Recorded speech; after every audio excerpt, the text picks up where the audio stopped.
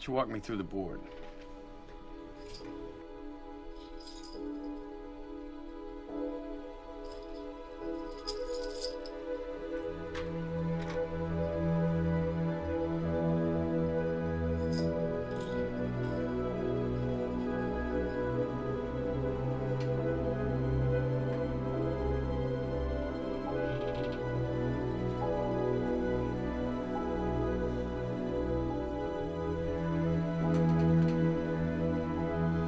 Using this equation, I'm projecting that we're going to need to win at least 95 games in order to make it to the postseason. We're going to need to score at least 784 runs in order to win those games and give up no more than 659 runs.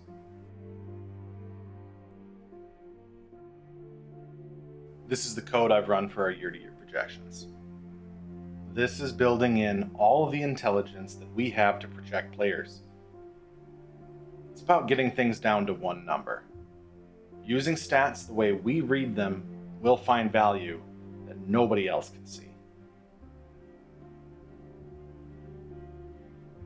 People are overlooked for a variety of biased reasons and perceived flaws. Age, appearance, personality. Bill James and mathematics cut straight through that. Really, of the 20,000 notable players available for us to consider, I believe that there is a championship team of 25 players that we can afford, because everyone else undervalues them. Like an island of misfit toys. Billy, this is Cody Bradford, starting pitcher. He's one of the most undervalued players in baseball. His defect is that he throws slow.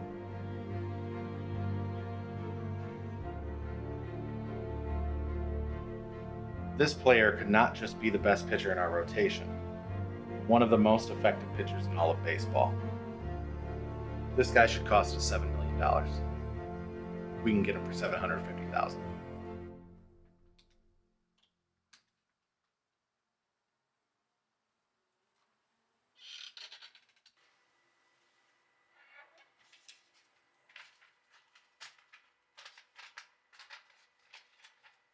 Welcome to our Moneyball A's rebuild here in MLB 25. This is a rebuild that's been a long time coming, and one that I know many people are really excited for, both on my channel as well as just on YouTube. It's a really fun rebuild, and we are going to do a little bit more of an investment into this. For a tangent that people aren't maybe aware of, the Moneyball A's video that we put out for MLB 24 was my first actual MLB video that I ever put out. And so I wanted to give it the respect and due that it deserves, and wanted to kind of create the best possible video for you guys to make it a good experience for MLB 25, and just try to, you know, show the love that you guys have shown me this year. I want to thank everybody so much for all that support.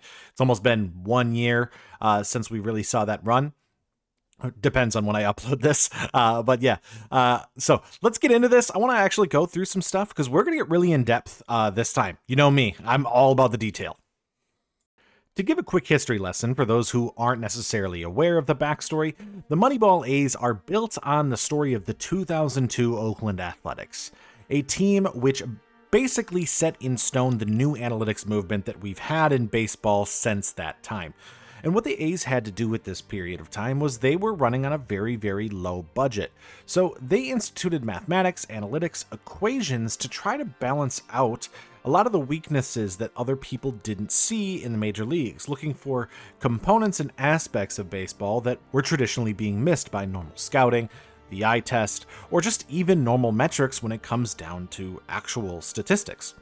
Paul DePodesta, played by Jonah Hill, was depicted as the mastermind inside the movie Moneyball, who came up with a lot of the analytics and the equations that helped build what is Moneyball today and what we know it as. And what Paul DePodesta found was that walks, specifically, are one of the statistics that are really undervalued across the entire league in baseball. And what he wanted to do was find an equation and do the math to basically figure out which players are being walked more and which players have more value that they could pick up to fulfill the edges of their roster, knowing they had a very, very small budget around the rest of their team. What the movie failed to show was that the team of the 2002 A's was actually pretty good. They had Jermaine Dye, they had Miguel Tejada, Eric Chavez, Barry Zito, just to name a few players. And so really what the whole structure of this is, there are core pillars that you might have on a team, like Tejada and Zito in that case. And this is more to fulfill the fringes of the roster, not necessarily the island of misfit toys that is depicted inside the movie. Now, I wanted to create a rebuild that was the most accurate to depict this actual method, utilizing the things that we can do in MLB the Show.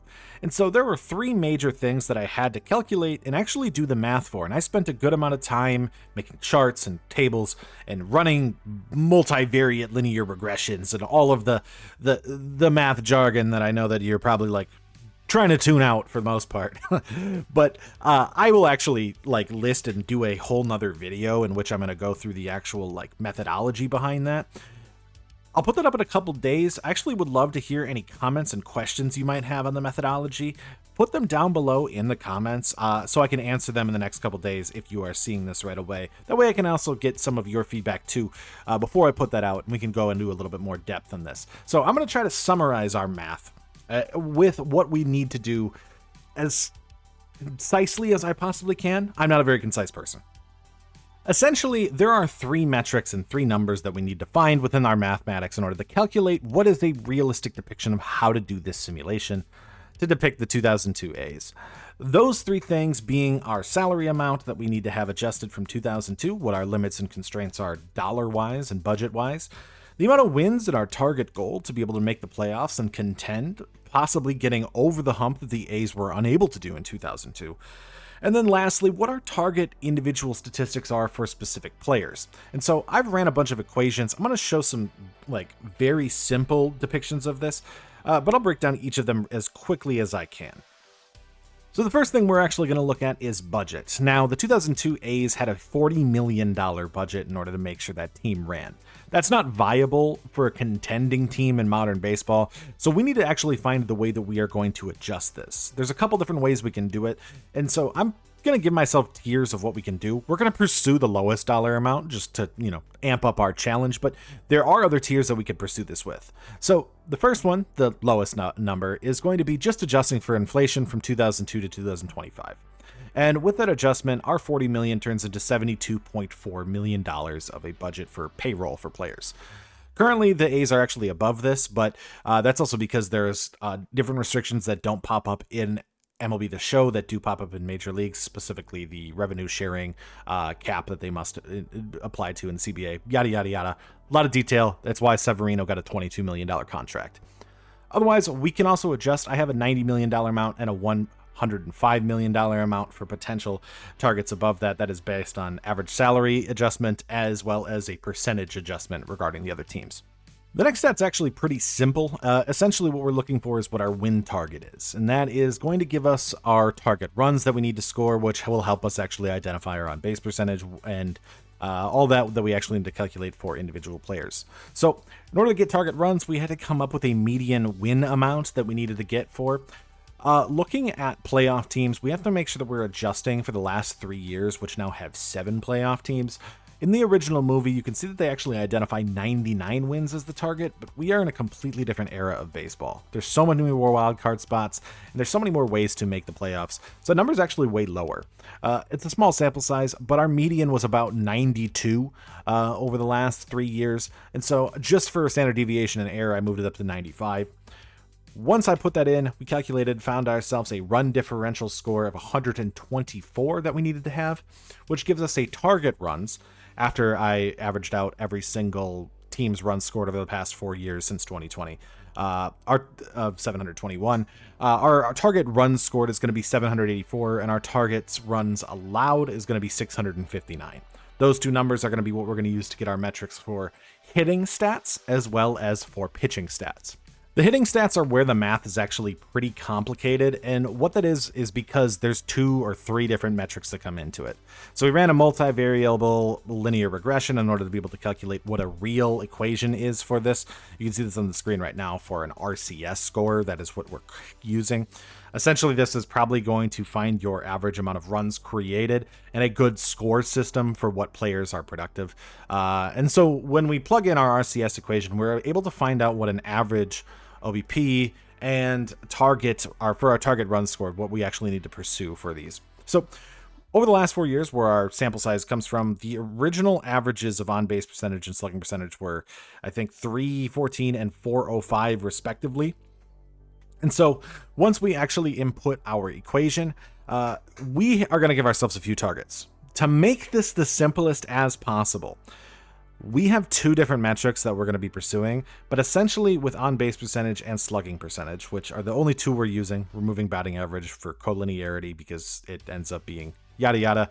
More in the methodology video, once again, as I said. But when we come into the on-base equation, essentially what I did is I calculated with the average slugging, and we found that in order to have an average slugging, a player that would hit our target run scored would need to have a 343 on-base percentage or higher.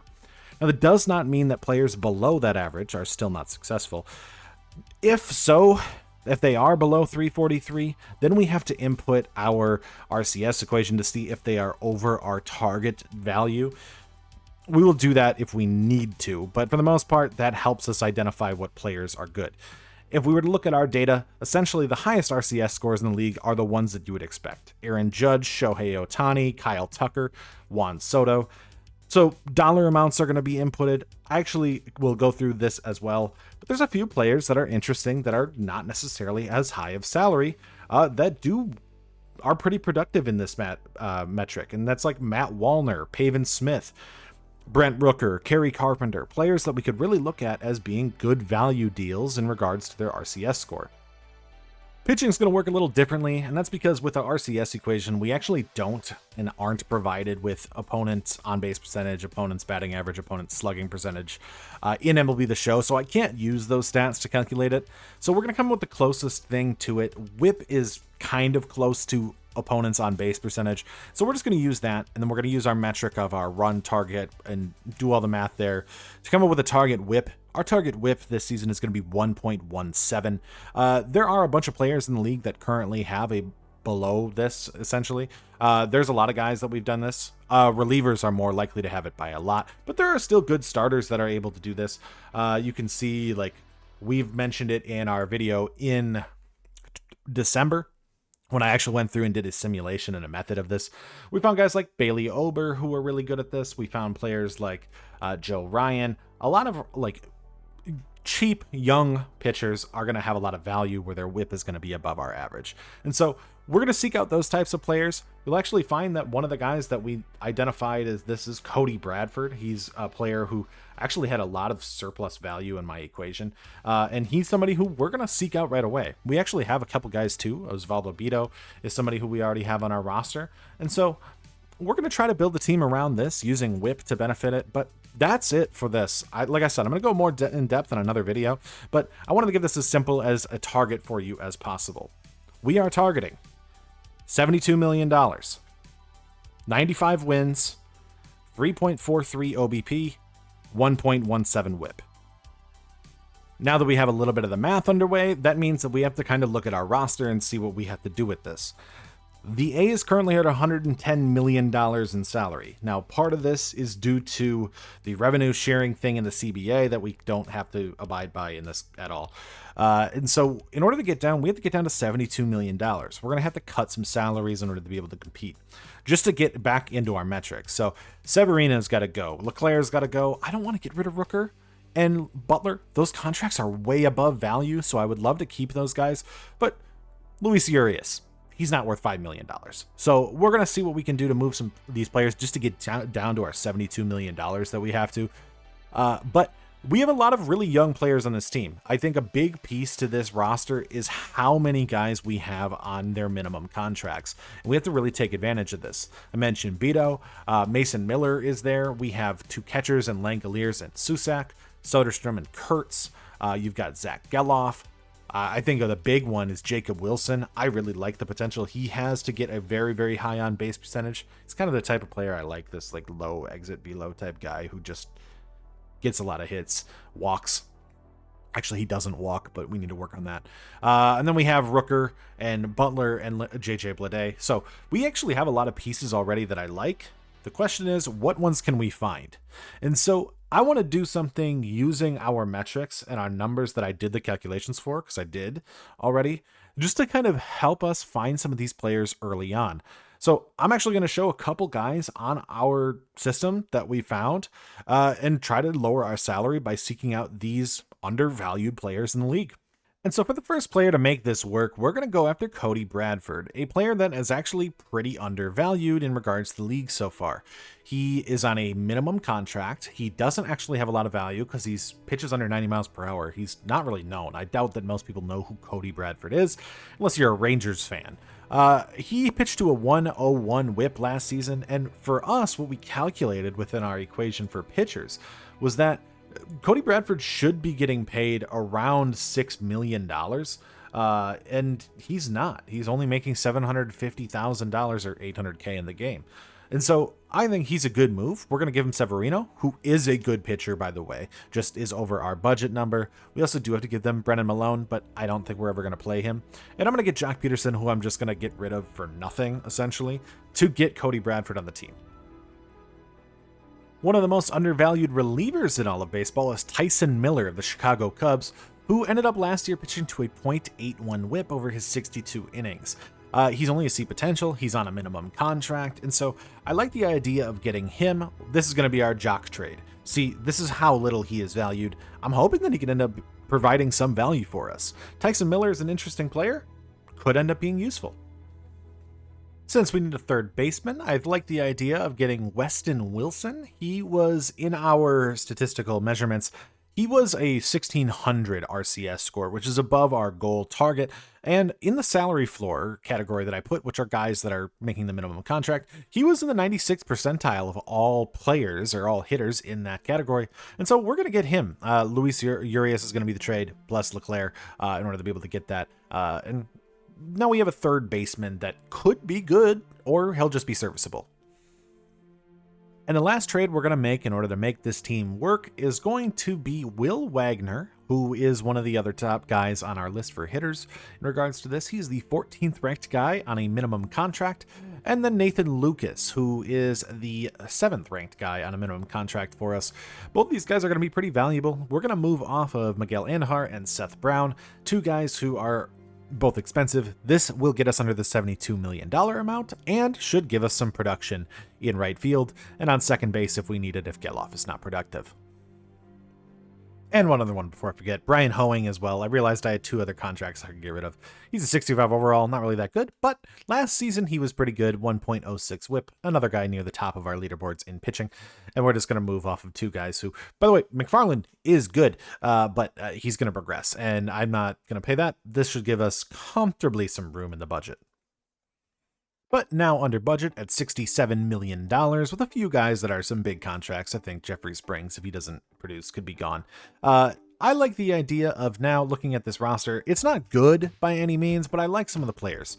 In the future, once we get to the actual offseason, we're going to invest a lot more into relievers because like Cleveland, like Tampa Bay, like Milwaukee, often the way that you see a lot of success for cheap in pitching to get the lower whip ratings is you have to go bullpen heavy. They're cheaper than starters, and they do provide more value, usually against batters. So we are going to go with a bullpen heavy roster once we have the ability to. But I wanted to just start with this team for now. We don't really have any pieces we can trade anymore. So our starting rotation is going to be Cody Bradford, JP Sears, Osvaldo Bido, Jeffrey Springs, and Joey Estes, JT Ginn, Tyson Miller, Otanias, Sterner, Holman, Murdoch, Ferguson, and Mason Miller. Mason Miller is really our only trade piece. Once he gets to arbitration, there's a good chance I will trade him because he's going to be too expensive to keep. Sad, but true. So I like the idea. Tyson Miller could end up having a lot of value for us this season. We could see a lot of value from, I think, the big pieces I want to see. Cody Bradford, Osvaldo Bido, and I'm hoping Jeffrey Springs can do something productive. I also think Estes could too, but probably not. He at least will have some time. When it comes to our lineup, on the other hand, it's also very, very bad. We have a few guys at the top that I like a lot. Lawrence Butler, Jacob Wilson, Brent Rooker, Soderstrom, Langoliers. Like, I do like this, but we're really missing out on the bottom end of this lineup. And I think that's a big thing in free agency we're going to try to clean up. This team's not going to be good. We're probably going to be one of the worst teams. But with a lot of the guys that we have, we're all worried about actual development with our players, making sure they are getting better. And so we're going to focus a lot on development, hoping these guys can be productive. And we're going to draft and see what we can do. Our farm system isn't that deep because all our best prospects are already up in the majors. Kurtz, Wilson, Soderstrom. And another thing too, like I could definitely manipulate service time. But I think because the A's already have these guys up, it's just fair to just say, this is the roster. This is what we're going with. So let's get into it. First season of our Moneyball A's. This is the team we're rolling with. And let's hope that we can be semi-productive for this first season, and then hope we can also find a really good prospect and draft. Looking at the draft in our first year, we have pick 11, pick 38, and pick 44 of the high-value picks that we have this year. And so when we're looking at this top end of this draft and scouting, there's a couple positions and values that I want to make sure that we are looking at. The big thing when it comes to hitters is we want to value contact as well as vision and discipline, because those are going to be more on those on-base statistics. And then we might actually value a lot more pitchers. Now we're talking about hits per 9 and walks per 9 to get the lower whips, but because pitching is so hard to get at a minimum contract value, we're going to look at trying to draft a lot of pitchers inside these drafts and see what we can find. I'm hoping we can get lucky. We have a lot of picks to be able to work with and some good picks at that, and maybe we'll get a good draft. About 2 months in, we are waiting for the pin to drop, because how are we only 3 games below 500 when our run differential is that bad? Taking a look at our draft situation and our draft board, pick 11 is going to be a little bit hard because there's actually a lot of guys that I like near the very top, but I don't necessarily know if I'm going to be able to get any of them. And there's a couple guys like that I think is going to give us some limitations. Now, I did find a lot of starters. I actually used Discovery as well for position players, found about 1 player that might be useful. But when it comes down to it, there's a few pieces, and the main one being Pedro Sanchez. He's the number 1 ranked guy on the board. I think that he's going to be the best player. He's not going to fall to us at 11, but I've said that before, and people have fallen to us, so I don't want to limit our possibility of getting him. Enrique Vaccaro is the second guy on my board. Also don't think he'll fall, but he's a well-rounded outfielder. And the guy who I think we're going to end up getting at number 11, where we have our first round pick, is Reynaldo Caruso. First baseman. When I scouted him originally, he had blue vision and discipline only, which meant that he was really kind of going to be one of these guys that are just like a first baseman who walks a lot. And that feel like that fits our demographic of what we're trying to do here. And if he truly is what he looks like in this, and he's available at 11, he's got to come to this team. And we did find a lot of starting pitchers. Chris Mason was the number 1 guy on the board. I think there's a chance he would be available for us in the first round. If so, he's somebody who I'd want to take, or maybe not the first round, maybe the second round in that compensatory pick, as well as in that second round pick. So starting pitchers are not going to be ignored in this draft, where there's plenty of them on the board. This is why I show the number 1 prospects, guys. Pedro Sanchez is still available. He didn't get taken. It makes me scared almost. Caruso is like a guarantee, and Sanchez is not. I didn't spend as much time on him. I'm afraid he's a bust. He shouldn't be here. He shouldn't be available to me.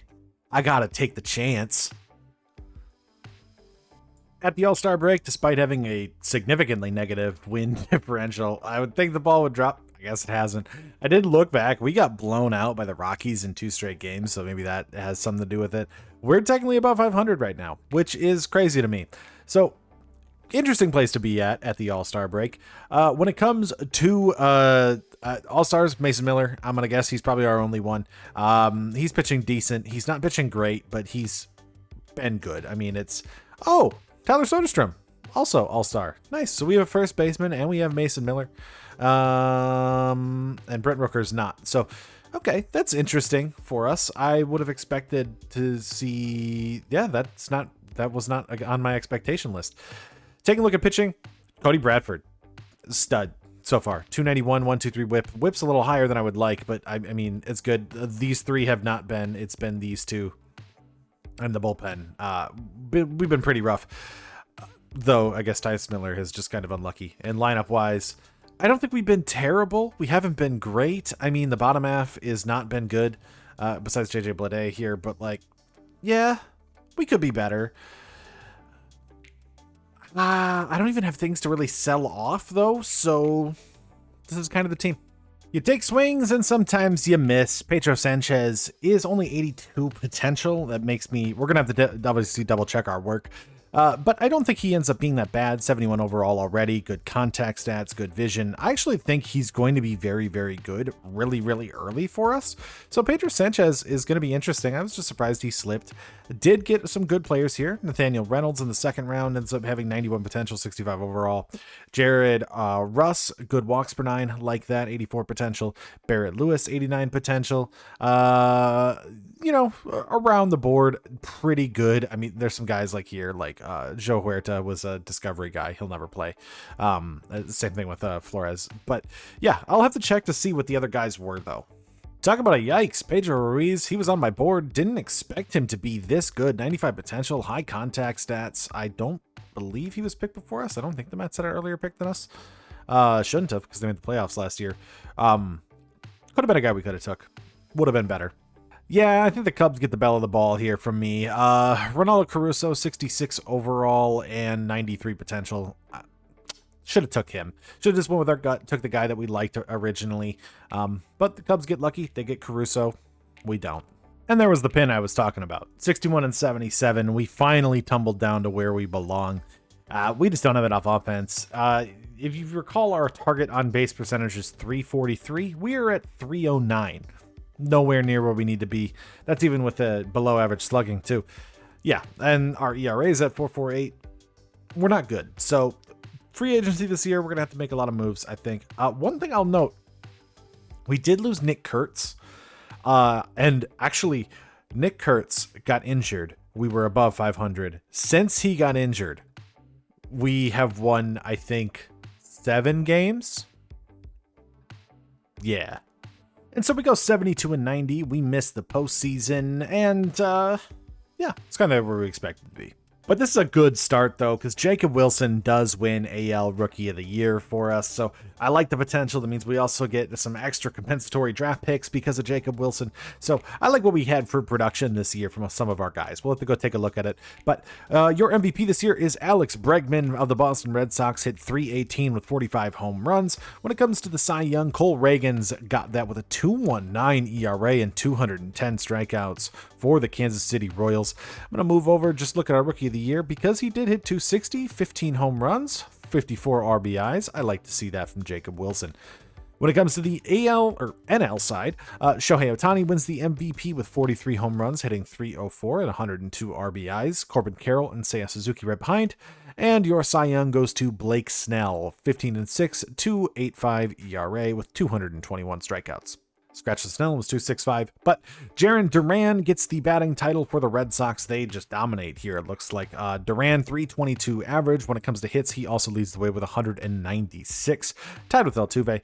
When it comes to home runs in the AL, Alex Bregman led the way with 45, and RBIs, Alex Bregman of 130. The Red Sox really dominant. Your saves leaders, Lucas Erceg of the Kansas City Royals with 59 saves. Amazing season for him.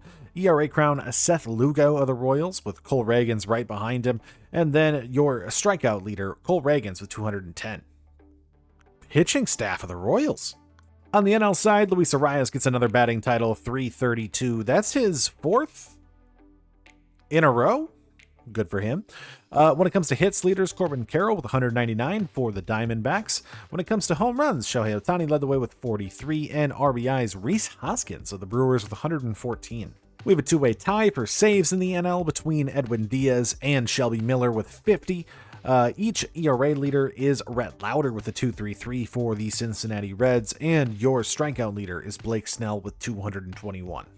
Now, we didn't see a lot of success this year, and you can see this as Noah Murdoch got sent down. Actually wasn't too bad in the ERA department, but his whip was terrible, 1.49 for him. I believe that that's kind of it for guys that got sent down. I don't remember if Sterner was up. 4.35, 1.43 whip from him. Yeah, we had a tough year this year. Waldachuk, 8.07, 198. Again, 8.08, 193. No thanks. Otania, 6.08. Floro had at least 307, 127 whip. Tyson Miller had the whip number, so the one move I made was good in the bullpen for his Tyler Ferguson. Terrible. And Mason Miller, really not worth you know, what he's probably providing for us this year. Cody Bradford, 339, 129 whips, a little high for what I was liking or looking for, but still very productive. JP Sears, 363 with a 118. Osvaldo Bido, not as good as I was hoping. 4-4 with a 141 whip. Jeffrey Springs, I think I'm going to move off of him in the offseason. I know that they just got him on a contract, but I think it makes sense for us to trade it if we have to save some cash. And then Joey Estes, pretty good. 373, 103 whip. Lineup wise, we didn't see much success really anywhere. Langoliers 193 with 10 home runs. Weston Wilson was pretty good, 274 with 8 home runs. Did end with a 341 on base percentage for us. I like him against lefties. I think we're going to keep him around just to hit lefties next season. Johnny Parada. Yeah, this is a backup catcher. Nick Kurtz obviously was injured for most of the time, but he wasn't really good when he was up either. So, not what I wanted to see from him. Lawrence Butler, 213. That's terrible. 288 on base. At least we had a rookie of the year, Jacob Wilson, only 308 on base percentage. Brent Rooker, 265 with 33 home runs. Hit 333. Tyler Soderstrom, 25 home runs, 246. I think that's a good start for him as a catcher. We actually moved him back to catcher because Langoliers is bad, and I'd rather play Kurtz. I guess I'm just going to stick with Soderstrom until Langoliers. He's an 83. He's good defensively. I guess he's got a good arm at least, but I need more. I need more out of him. Schumann, 222 with 5 home runs. 193 from Geloff. That's terrible. 15 home runs. Lucas, 203. Not good. JJ Bleday was good, though. 269, 345 on base. He's the only guy that hit our on-base metric. Of 343. Only one guy did it. JJ Bleday. Yeah. Year one was not very successful. The Dodgers defeat the Rangers in the 2025 World Series, and we are going to go into this postseason looking to make a lot of moves on the fringes and see what we can do to build a team that actually meets our requirements. Good on-base percentage, good whip, and that's what we'll pursue this offseason. What the hell is this guy? Yeah, that's how I'm going to get rid of Jeffrey Springs' contract. I've never seen stats like that. We also have 4 guys entering arbitration this year: Mason Miller, Shea Langoliers, JP Sears, and JJ Bleday. And importantly, JJ Bleday's potential has gone down. So despite him being our best player this past offseason, which means I'm probably going to keep him no matter what, there's a good chance that we might move off of some of these guys, and Mason Miller being the big one. I don't know how long we're going to keep him. It's going to be near the end of the offseason once they actually, give me an arbitration deal.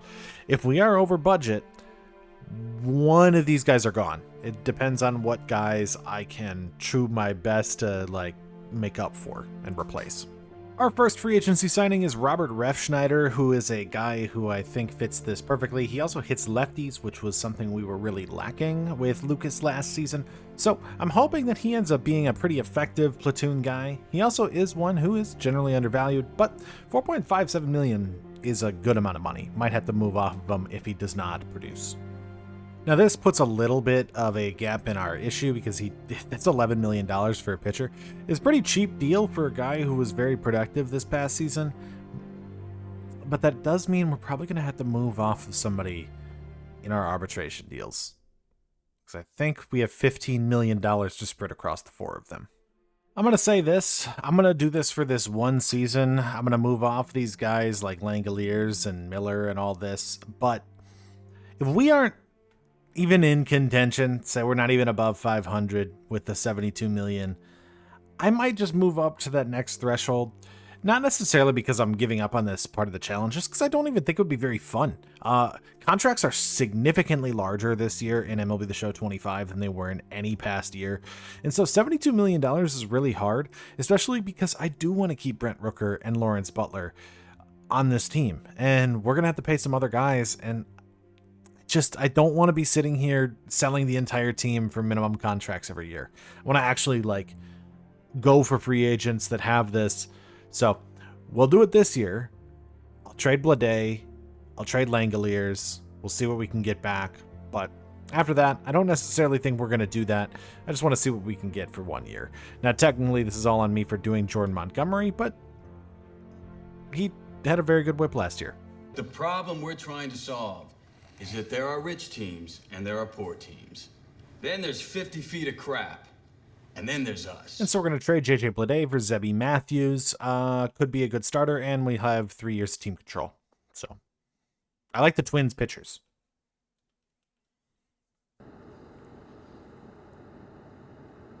Okay, people who run ball clubs, they think in terms of buying players. Your goal shouldn't be to buy players. Your goal should be to buy wins. And in order to buy wins, you need to buy runs. You're trying to replace Johnny Damon. The Boston Red Sox see Johnny Damon and they see a star who's worth $7.5 million a year. When I see Johnny Damon, what I see is an imperfect understanding of where runs come from. The guy's got a great glove. He's a decent leadoff hitter. He can steal bases, but is he worth the $7.5 million a year that the Boston Red Sox are paying him? No. Baseball thinking is medieval. They are asking all the wrong questions. And if I say it to anybody, I'm ostracized. I'm a leper. So that's why I'm cagey about this with you. That's why I respect you, Mr. Bean. And if you want full disclosure, I think it's a good thing that you got Damon off of your payroll. I think it opens up all kinds of interesting possibilities. We're going to make the big move too. We're going to move off Mason Miller. And the reason I'm going to do it right now is because I actually found a deal that I think I'm never going to see again. And that is, I think we'll be able to swap Mason Miller, top tier closer, for Ivan Herrera, who does have a potential. I love Ivan Herrera. I want him on this team. And if we're going to move off Langoliers, this makes a lot of sense. Now, Soderstrom could play catcher too, but I just can't deny the fact that we could be running Ivan Herrera at catcher. I'm going to need a closer in return at some point, but we are getting Ivan Herrera for Mason Miller.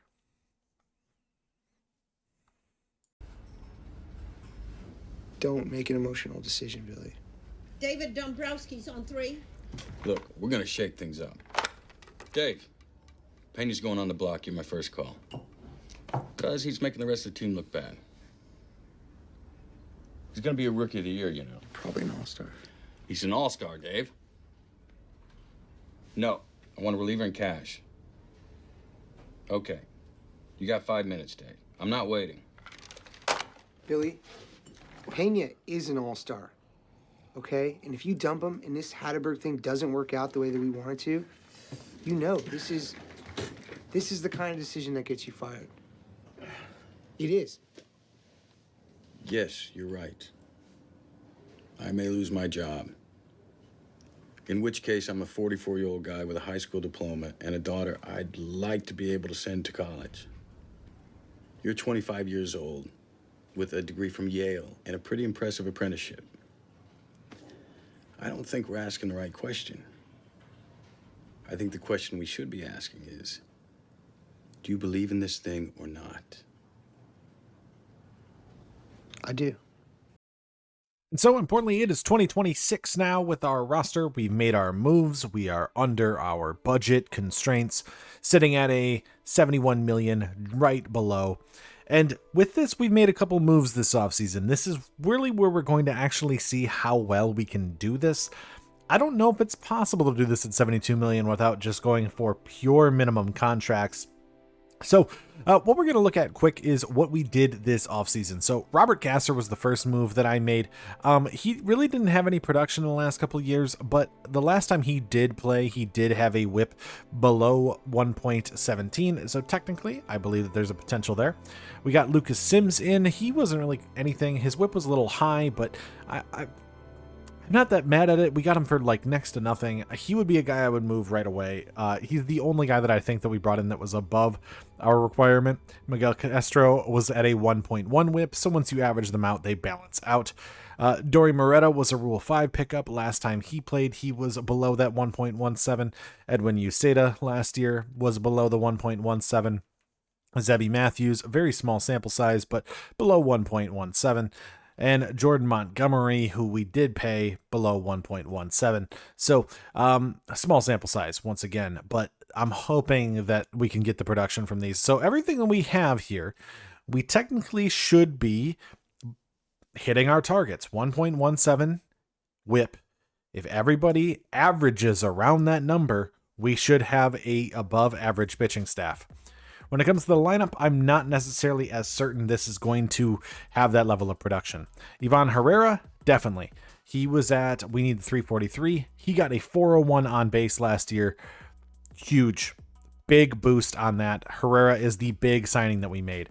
We also brought in a couple of platoon lefties that I needed in order to kind of fix the problems that we had last year, because Will Wagner can only do righties. Lucas can only do righties.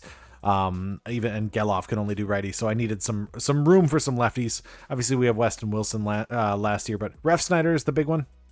Didn't hit the 343, but when you plug in the RCS, his slugging is above average too. Remember, the RCS means that if he has below a 343, we plug in this to see if there is a number metric above this.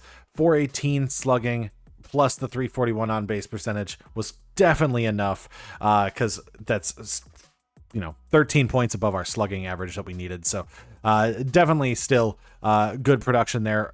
He's a little expensive for what I want, but good platoon lefty for us. And then we brought in on Andrew Monasterio, who 343, very good last year, and his potential went up. So I'm hoping he could be productive on that. By the way, slugging is terrible. He only hits singles. So yeah. But anyways, this is the team that we're going to be rolling with this year. If all things are correct, this team should be good enough to be a playoff team, considering that we have the above average pitching staff and we have an about above average hitting lineup. I could be wrong. Theoretically, this team should hit around 90 wins. I don't know what our projections are at the beginning of the season, but if we're not even close, then I don't think $72 million is possible.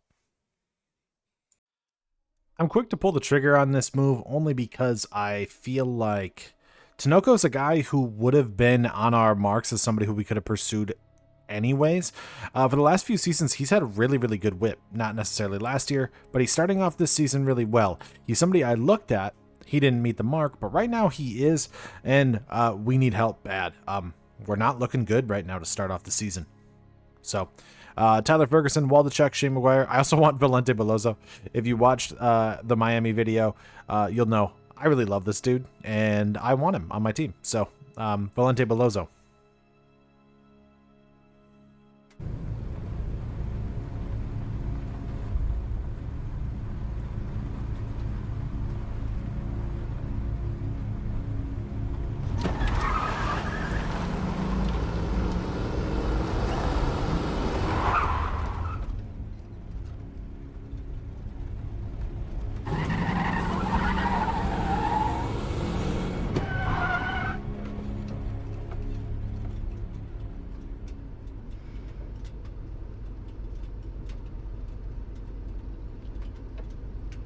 Yeah.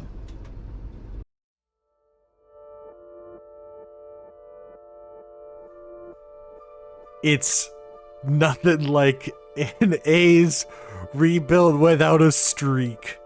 17 straight wins for the Athletics. We are now in the lead, and I feel like we gotta go live to see if we can get to 20.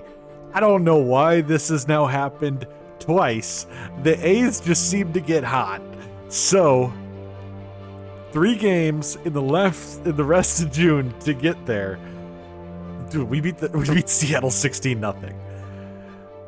Game 18 is a victory. Game 19 is a victory.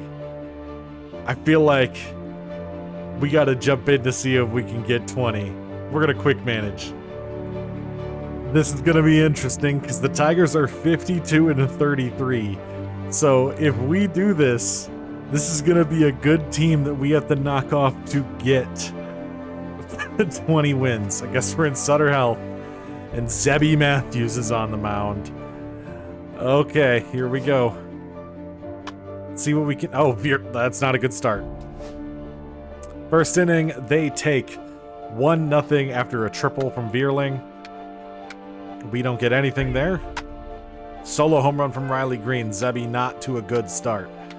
We're going against Scooble, so that's oh my god. All right. Down 3-0 in the third.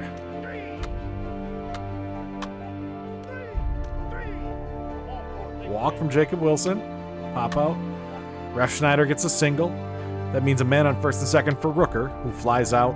Lawrence Butler with a double. It's 3-2. This is for 20 wins in a row. I know it's not necessarily something super substantial, but I love to see it. We're going to have to do the pitching change here. He's tired. We'll go lefties here. We're going to go Robert Gasser. And we get out of that one despite the error. And Scooble is just dicing us up. We get out of that for Gasser. That's probably the end for Gasser. Rooker grounds out, and nothing. Man, Scooble has only given up 2 hits so far, but we did get a double out of it. Solo home run from Carpenter makes it 4-2. I should have probably taken out Gasser, but we get out of that. 4-2. They're moving to Will Vest. Soderstrom pops out. A double from Kurtz. Monasterio now with the walk. Man on first and second for Jacob Wilson with a single, but runner is thrown out. Man on the corners for Ivan Herrera. Grounds out. Gonna make the pitching change here to, I guess we go Tinoco. Pop out, single, stolen base, walk, strikeout, pop up. Means we are now here in the bottom of the 9th, and say we enter the game. We see if this team can come back here in the bottom of the 9th to make it 20 wins in a row. We are now 6th and on base. We're still not to our target. They're going to Tyler Holton, so Ref Schneider will get his shot. We are going to go and just watch the game. Let's see what they can do. Ref Schneider is a lefty specialist against Tyler Holton here.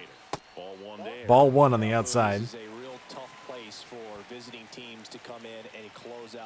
I really wish we could get 20. I don't know if we're going to get there. Strikeout. Or actually not a strikeout. This is a swing and a miss. I'm antsy. I don't really feel like we're going to get here. Down 4-2. This is a really good roster that we're going against. So it's not like it's something that is expected. We're not playing the White Sox. We're not playing the Rockies here. We're playing Detroit, who is good. So Holton with the pitch. Starts that. Oh, misses actually down low. That's 3-1. I thought he dotted that on the line. If Ref Snyder gets on, that's Brent Rooker up next, and that's a walk for Ref Snyder. Brent Rooker is going to have Tyler Holton here. He's 0 for 3 tonight, but he's our best player.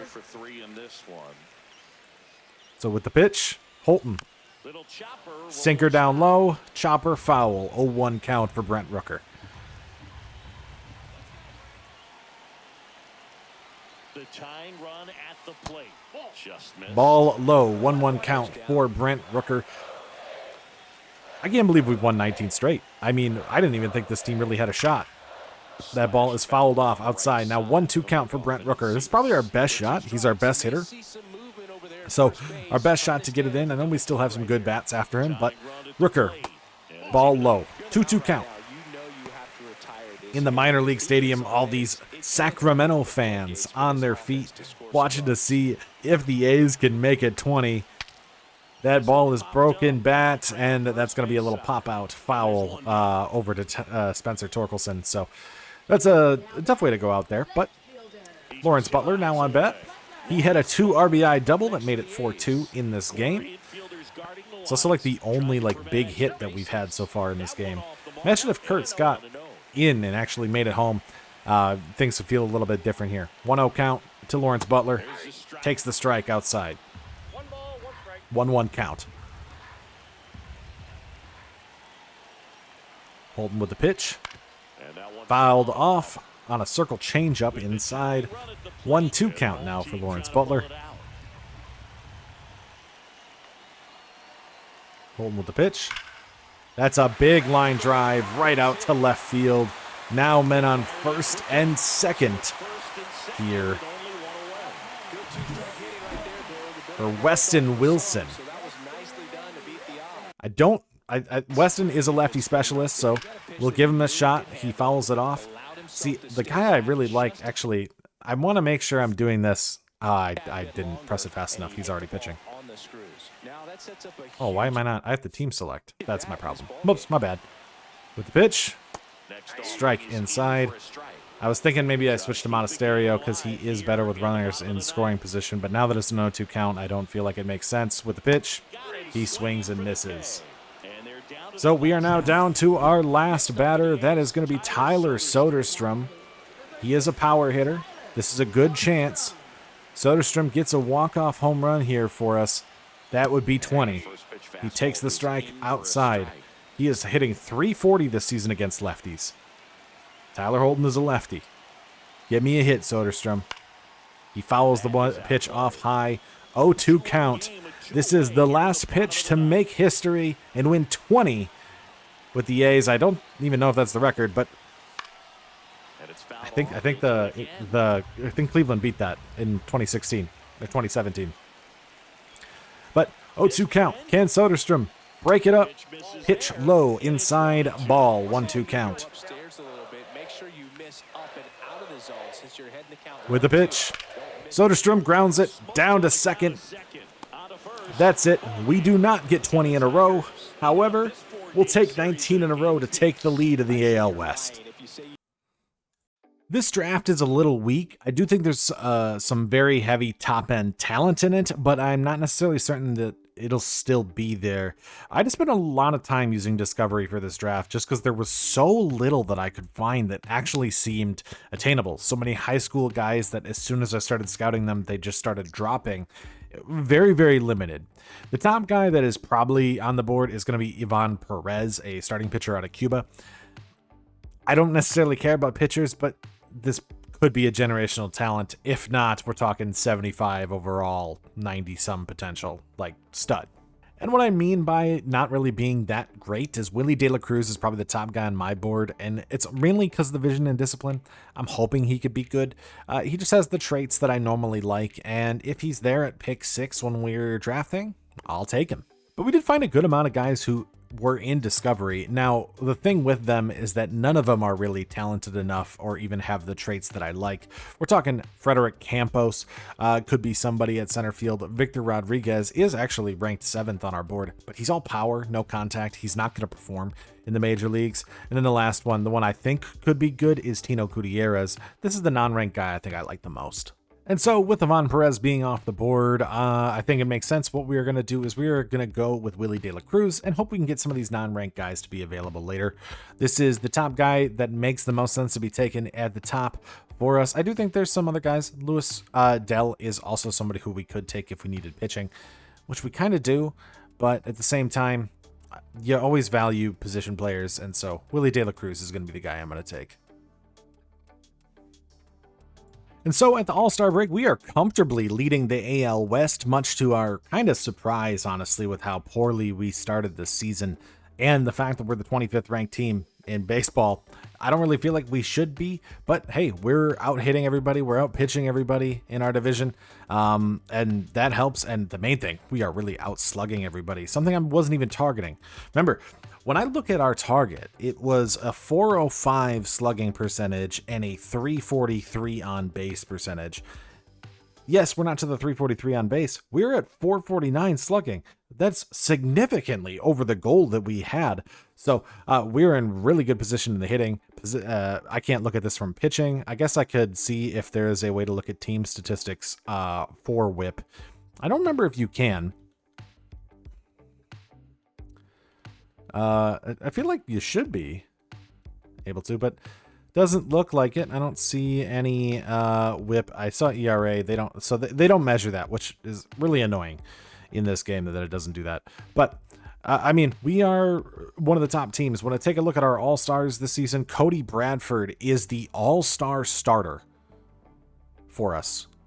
Wow, was that a good pickup for us? Thanks to the math for picking out and telling us that Cody Bradford was going to be good, because he is a very good all-star starter right now. 228, 889 whip. Joey Estes is an all-star. with a 2.77 ERA and a 103 whip. We don't get really strikeouts from these guys, so they're undervalued, but that's awesome. When it comes to our relievers, nobody for us here. Middlevan Herrera is an all-star starter at catcher, hitting 298 right now this season. And I think that's probably going to be it. No, I think Rooker would be. Yeah, Brent Rooker, all-star. He's hitting 300. He has 25 home runs right now. Also the DH. So, yeah, we've got 4 all-stars right now. And 3 of them are starters, including Cody Bradford. So, that's a great start to the season. I'm hoping we can kind of keep this up. Because right now we should be on pace. We're actually on pace a little bit above 95 wins. And with our run differential, I mean, we need a 124 run differential. And right now we're sitting at 80, a little bit past halfway through the season. So I think we can do it. I can look at whip this way, though. In the American League right now, at the All-Star break, Cody Bradford leads the way in whip. Joey Estes is 4th. Zebby Matthews is 10th. J.P. Sears is 12th. And Jordan Montgomery is 13th. That's our entire starting rotation. Get your pyro on the phone. You thinking Rincon? Yeah, his season's done. He's lost faith. I think he's gonna dump him. Hardcore. Shapiro on 2. Mark, Billy, let's be honest. A premier setup man isn't gonna get you any closer to the playoffs. Are you referring to Rincon?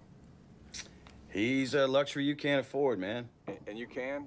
There's $500,000 on his contract, and we've got at least one other suitor. By at least one, you mean one. Who is it? I'd rather not say. San Francisco. San Francisco. I'll call you back. Evan Carter is on the block. The worst part about it, I only have to give up Cole Law and Noah Murdoch. Like, that's nothing. We're taking Evan Carter and throwing him on the team. They must be really disappointed in his production. We're taking him.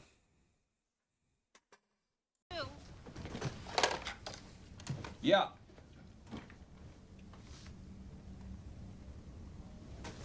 Okay, let me talk to my owner. I'll call you back. Thanks. We're going to call up Cleveland, and we're going to get Tim Herron in the bullpen and replace Dory Moretta, who's been our worst bullpen arm. Tim Herron's not necessarily great, but he's $780,000, and that keeps us real cheap, which I think is all we really need. We just got to give up Guy Lipscomb. I don't care. So we have a new reliever in the bullpen, getting rid of our worst one, as we, I guess, are making a push for the playoffs. Okay, thank you very much. We'll call you back. Thank you. Come on! Come on!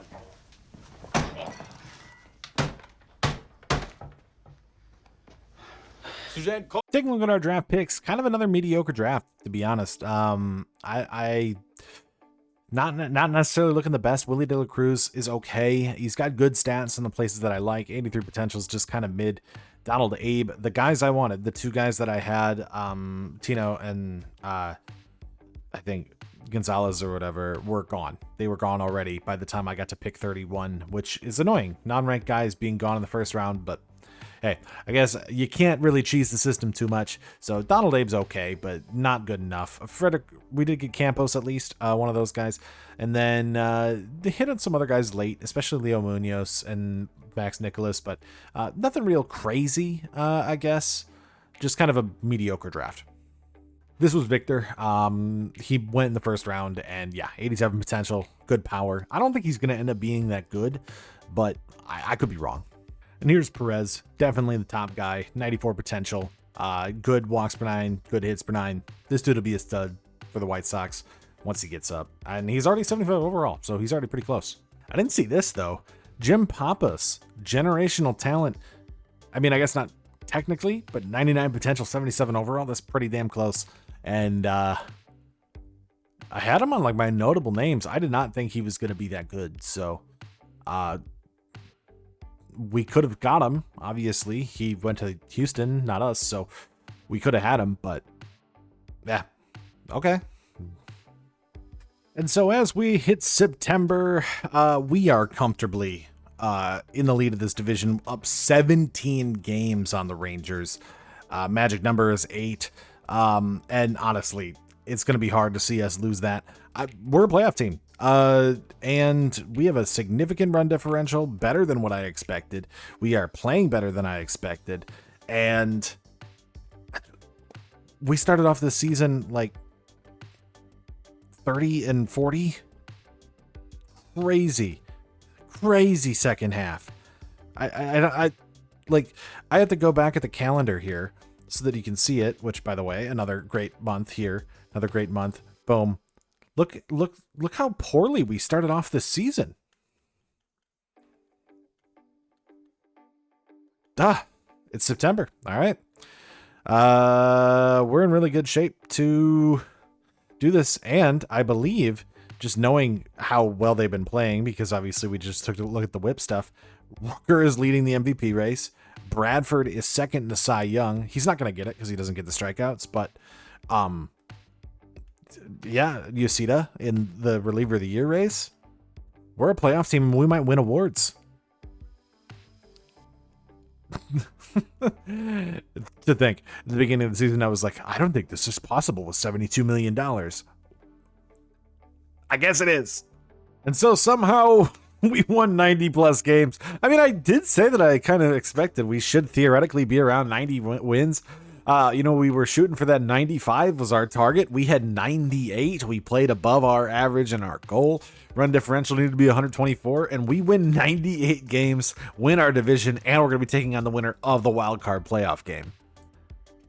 And I'd say when we look at our numbers, we're actually pretty accurate. I mean, if you think about it, we needed to score 784 runs. We didn't get to that number because our on-base percentage is a little lower than we wanted. We got that 329 instead of the 343. Our offense wasn't as good as it could have been, but our pitching staff was significantly better than we expected. We were looking for 659 runs allowed. We gave up 593. Our pitching staff significantly overperformed this past season. But that's not to say we didn't get good hitters, and Brent Rooker solidifies the amazing season for us, turnaround year in Sacramento with an MVP. He gets that, hitting 295 with 43 home runs, 139 RBIs. To be honest, I believe this probably deserves to go to Aaron Judge, 330 and 44 home runs, but I'll take it for Rooker. MVP for Rooker. Cy Young goes to Pablo Lopez. I kind of mentioned this. The strikeout numbers were always going to hurt Cody Bradford, but phenomenal season from Cody Bradford. Just a steal of a pick. I'll say this myself. I had never heard of this guy historically until I did the math to figure out that this dude was actually really, really good last year. And so now I guess I'm looking out for Cody Bradford on the Texas Rangers. From now on, ends up with a 204 and 118 strikeouts. On the NL side, Shohei Ohtani wins another MVP. Per usual, 49 home runs, 292 average, and your Cy Young, another Dodger, Yoshinobu Yamamoto, with 291 and 189 strikeouts. Kind of same deal. Looks like Sanchez probably was the better player, but doesn't strike as many guys out. And we have a lot of league leaders. Cody Bradford in ERA, winning percentage, wins, and whip for the pitching staff. And then for the hitting, RBIs and runs for Brent Rooker. I guess he just got in. That's essentially what we needed from Rooker. This season, our batting average champ was Aaron Judge, 330, so he did get the batting title. Hits leader was Bo Bichette with 205 for the Detroit Tigers. Now I see Herrera down there in 5th for us. That's a rookie, by the way, Aiden Peralta. Looked at him, he didn't have high potential, but was definitely a guy I looked at because his stats were really, really good, but didn't have high potential, and performed really well in his rookie season. When it comes to home runs, Aaron Judge led the way with 44 and 139 RBIs for Brent Rooker to lead the way in that statistical category. Your saves leader in the AL was Emmanuel Clase with 52. Edwin Yoshida did have 50. So I think we saved a lot of money this season. Dropping from Mason Miller down to Edwin Yoshida, still getting 50 saves out of it. Really, really good bullpen arm. ERA leader Cody Bradford with the 204, and your strikeout leader was Tarek Skubal with 204. I want to make sure I pronounced that right this time. I'll say that's a name I haven't seen before. Jose Azocar gets the batting title for the Mets, hitting 314. Okay, I've never seen him do that before. Hits leader Nico Horner for the Cubs with 206. Your home runs leader Shohei Ohtani with 49, and RBIs leader Shohei Ohtani with 133. Saves leader on the NL side is Tanner Scott with 53 saves for the Los Angeles Dodgers. ERA crown goes to Christopher Sanchez with a 2.50 for the Philadelphia Phillies, who also had number 2 with Zach Wheeler, and your strikeout leader Spencer Strider, 205. Now, this season, we had the game sent down no one. I would have probably sent down Robert Gasser in this situation, but because he was a Rule 5 pickup, I wasn't allowed to all season. I actually really like the potential of him. So we're going to stash him for the next couple of years and kind of manipulate his service time for the next couple of years as much as we can. Hopefully he'll develop a little bit more. And we're also going to send him down in the postseason. I'm not keeping him up. But he was our worst pitcher in the bullpen. Osvaldo Bido only got 18 innings pitched, 4 ERA, 1.28 whip. But our actual bullpen, phenomenal. Miguel Castro, 1.13 whip. Jesus Tinoco, 0.98 whip. Valente Belozo, 1.13. All of those in 80-plus innings for those 3 guys. And then our kind of higher intensity guys, Tyson Miller, 1.26 whip, was one of the worst guys on our bullpen with 74 innings. Tim Herron, 1.28 as well with 67 innings. And Edwin Ucita, 2.06 ERA, 1.24 whip, 50 saves, phenomenal bullpen season. Doesn't even compare to how good our starting rotation was this year. Cody Bradford, 2.04 with a 0.9 whip this past season. Phenomenal pickup. I'm going to guess he's going to be a lot more expensive as we go into arbitration, and that's going to be a big deal to try to deal with for contracts, but phenomenal year to lock that guy up. JP Sears, 3.97 with a 1.1 whip. Amazing season. Jordan Montgomery was a good free agency pickup. 3.75 with a 1.16 whip. I mean, we kind of were trying to capitalize on what he did the last couple years back here in 2022 and 2023. And he got right back to it here in 2026. And then Joey Estes, 2.76, 1.04. We got a really good deal in arbitration for him, and he was really good this year. And then Zebby Matthews, 3.56, 1.13 whip. A good trade piece that we just made this offseason. Phenomenal rotation. Really can't get much better than that, especially when you consider minimum contract, 11 million, minimum contract, minimum, think 2.1 million, minimum, 1 million. Phenomenal contracts for us this season. I don't think we'll be able to keep that up, though. Lineup wise, we did send down Nathan Lucas this season. That was when we made the Evan Carter trade. He wasn't really performing very well. Interestingly enough, his potential did go up, so he could be a bigger piece for the future. We do have 1 more year renewable for him to get a good deal out of him, but I might stash him for another year if we actually have Evan Carter, and I don't know how our team's going to go. But he ended up being pretty good there. Will Wagner also was sent down this season. He was okay. 3.12 OBP, 257 average. Okay, nothing great, but still a pretty good player. Weston Wilson, 227 for us off the bench with a 291 OBP. Robert Refsnyder this year, phenomenal. Lefty platoon only. That's kind of what we brought him in for, and that's really what we needed. 298 average, 398 on base percentage. I don't expect him to be able to keep this level of production up, and so I'm concerned about the 4.6 million. I think I might have to get off of it because there's no way he's going to produce that level, but I'm really excited for how that season went. Max Schumann, 242 with a good on base percentage, 352 for him. Andrew Monasterio, amazing signing. He only played 40 games, but a 368 on base percentage in those 40 games. And then when it comes to our actual lineup, Jacob Wilson, 275 this season, 314 on base. I want him to walk more, so I'm hoping he can get his discipline up a little bit more. But he's just developing really well, and we've got another year renewable on him. Von Herrera, 293 with a 366 on base percentage. He played every game because I didn't bring up Susac, so he didn't have a backup catcher. That's something you want to kind of think about when you've got a player of this caliber. Brent Rooker, obviously MVP, 43 home runs, 139 RBIs. He had 189 hits on the year, 365 OBP, 952 OPS, and racked up 5.3 WAR this year in the DH spot. Amazing from Rooker. Love to see that. Tyler Soderstrom, 31 home runs this year. He's a slugging guy, really. That's what he does. He hits hard, doesn't really get on base, doesn't walk, And that slugging percentage of .496 is going to tell that story a lot. 31 home runs, and I'm thinking we can get even better next year.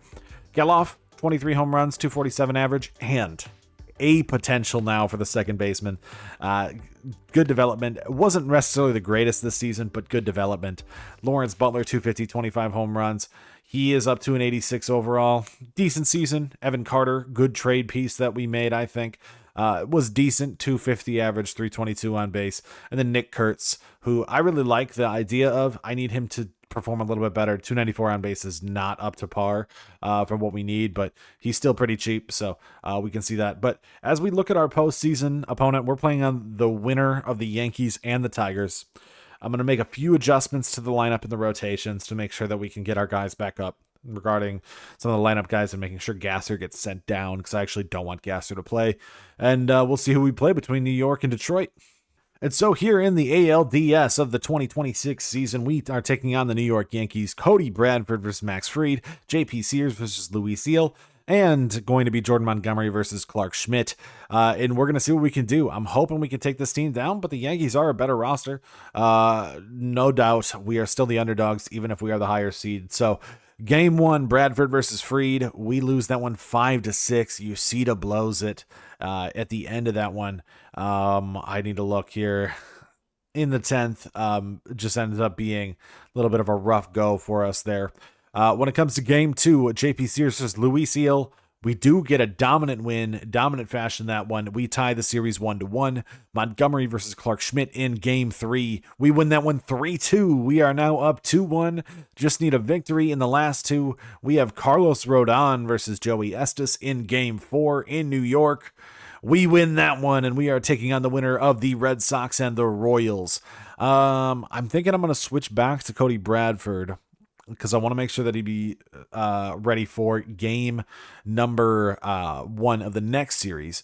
He did get lit up in this game, though, in the first game.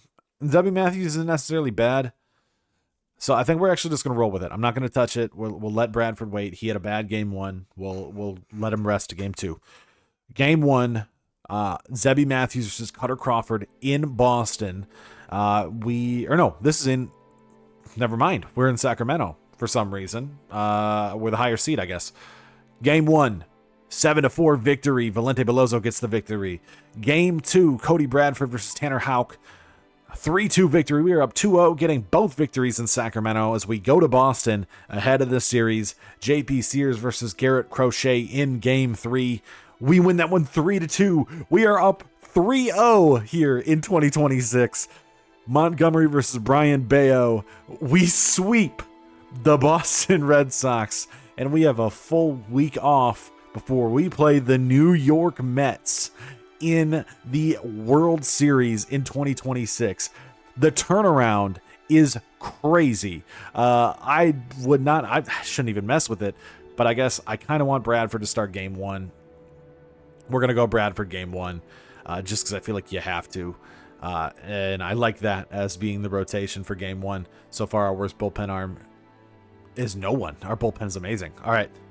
We have the Mets in the 2026 World Series here. Cody Bradford versus Kodai Senga in game 1.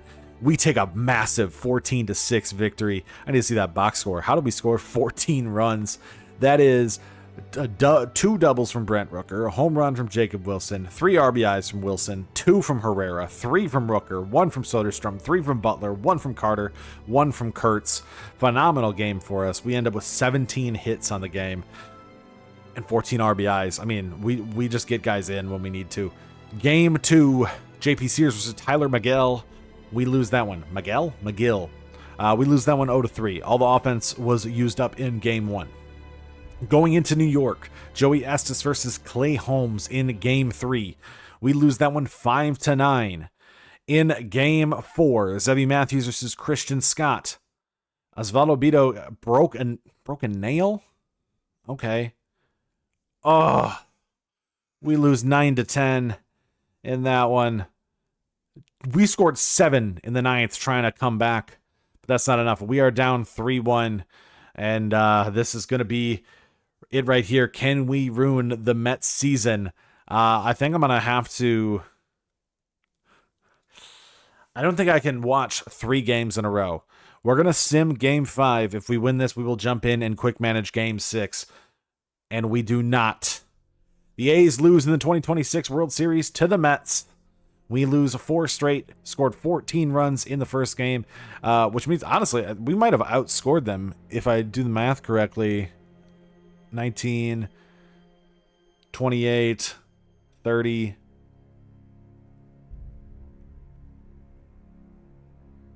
To 29. We outscored them in those 5 games. But we don't come away with it. It's still a crazy season to even have made it to the World Series here. Zach Gelof gets playoff MVP. Francisco Lindor wins the World Series MVP for the Mets. Postseason MVP, Gelof. Herrera was good. Carter was good. Vientos was good. Soto, Alvarez. The Mets end up getting that title, but what a year. If you would have told me in April, the beginning of April, or actually the end of April, May, if you would have told me around this date, let's say it's May 28th, and I think if you told any A's fans, May 28th, that this team was going to lose in the World Series, or this team was even going to the World Series, they would have laughed you out of whatever conversation they were having. But we make it to the World Series. We do lose. So I guess the question is, what do we have to do to run it back? And what do we have to do to try to keep this team together? I think there's a couple guys that are going to be free agents. We'll see what we have to do this offseason and see what we can do to keep this team together and keep competing for 2027. Listen, man, I've been in this game a long time. I'm not in it for a record, I'll tell you that. I'm not in it for a ring. It's when people get hurt. If we don't win the last game of the series, they'll dismiss us. Bill. I know these guys, I know the way they think, and they will erase us. And everything we've done here, none of it'll matter. Any other team wins the World Series, good for them. They're drinking champagne, they get a ring. But if we win, on our budget with this team, we'll change the game. And that's what I want. Our biggest problem is honestly the arbitration contracts, and it's something that I need to consider here. We technically aren't losing these guys. I still think I might go over the $72 million, and we might move up to the $95 million mark in this, only because we're not technically losing anybody in this case. We're keeping the players. I'm not worried about losing them in free agency. We're going to spend nothing in free agency, essentially, to try to keep this team together. I might make a few minor moves around the edges, and we'll use the math in order to try to make sure that we still get it there, and use our on base and our Moneyball like analytics in order to make sure we get there. But I want to keep this team together, and depending on what the arbitration numbers end up coming out to for these guys, I don't want to lose them, especially when we're looking at a lot of these players. We could really be building a really good core here, and I'd say it'd be hard to explain to an owner, or hard for an owner to kind of justify to the fans, which is not saying much for John Fisher and the A's, to be honest, that we would cut back on guys we already have on the roster when you just were in the World Series. So it's a little bit different than 2002, where they're replacing 3 guys who were free agents. We're replacing nobody. We didn't lose a single player. We'll see what we can do budget-wise to make sure that we're still being cheap for Mr. Fisher. But beyond that, I don't really intend on cutting back on any players. I kind of want to just run it back and then see what we can do on the edges of the roster. We're going to work around the margins, kind of what I said, and I think Griffin Conine is somebody who we could do around the margins. I don't necessarily think he's that great, but he is pretty close up there, and when you actually calculate it out, he is just slightly above our metric. Not by much. But he ends up being somebody who we could bring in, and he is more going to be a lefty specialist for us, because I think I'm going to move off the $4.6 million of Refschneider, and we're also going to move off 2 guys that I think I'll probably lose this offseason. I need to clear some space on the 40-man. I need to get some extra cash off the edges of the roster, so Hoagland, Bowman, and Refschneider should help us do that, and Conine will be a good lefty specialist in our lineup. So this is where I'd say part of the issue of trying to pursue the $72 million is. I want to say that, and I guess it's kind of up for you guys to decide whether or not it's true. I think we successfully built a competitive team for the $72 million. But I want to retain a team and make it still interesting. And so I still want to try to do some of our measurements. And I'd say, like, imagine us getting a goal from our owners saying, hey, let's make it to the World Series. If you do, I'll give you $20 million extra to spend.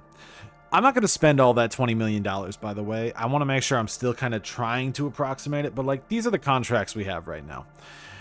I think with this in mind, knowing that a lot of these guys are young core members of the team, Cody Bradford, we're talking about Soderstrom, Geloff, Herrera, and the fact that I couldn't get a lot of these guys to really good, like, long-term contracts like I would have liked.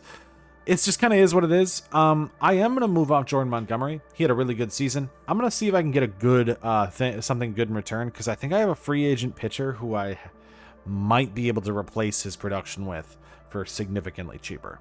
And so we're going to be trading Jordan Montgomery and Brett Harris for Landon Knack. He's already 29. I'm actually expecting that the Dodgers will have to waive him next year because they obviously don't have room for him to come up and they don't make the trades for him. They generally end up doing so. I'm going to make the trade, though, now so I can get first dibs on him. Renewable contract, 3 years of team control. Jordan Montgomery, Brett Harris, and I have another starting pitcher who I think is going to take the place. I don't know if Knack's going to come up and pitch this year. And so, starting 2027, trying to run back after last year's World Series appearance, we are going to be pursuing this $95 million mark now, simply because it is going to be hard to maintain a roster like this, and maintaining this team is the big thing. If we lose guys in free agency and we have to try to, like, make up for them, that's a different story. I probably won't do that.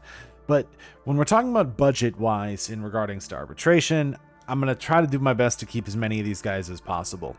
And so I do think it's realistic that you would keep these players, and I'm trying to go for realism. So we're still going for the 95% mark now, which was the secondary mark that we put down as a potential metric. That one was, if you do not recall, that salary adjustment was a adjustment for the average salary, where we are no longer the worst team. We are just pursuing the percentage of what an average salary is against the rest of the league. So that's 90 million. I said 95. That's actually why I'm glad I went down, because I had the math wrong. I had 105, whatever. Anyways, this is the team for 2027. We are rolling with the 20th ranked team, 4th ranked contact, 19th ranked pitching. We should be able to roll with a really good lineup. The few moves we made, we moved off Jordan Montgomery this offseason, and I brought in Tyler Wells. And the big thing was, look at that contract I was able to get him for after him having a 1.17 whip this past season. Very good. Ryan Borucki was the free agent pitcher that I brought in. I might trade him in the season if he doesn't perform, but he was really, really good the last 2 years, and so I'm hoping that we can see this level of production again for him. Tim Herron is obviously on the outs. I'm willing to move off of any of these bullpen arms if they don't perform.